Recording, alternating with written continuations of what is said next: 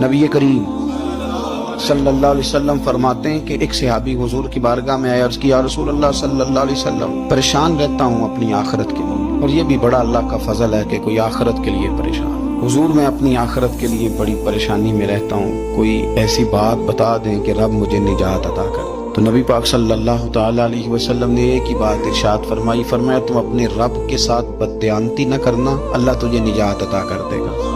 अर्ज की, या रसूल अल्लाह सल्लल्लाहु अलैहि वसल्लम, अल्लाह के साथ बददयानती और खयानत क्या है? लोगों के साथ तो मामला समझ में आता है कि किसी ने कोई रकम रखवाई, कोई ड्यूटी दी, कोई जिम्मा लगाया, पूरा न किया तो बददयानती हो।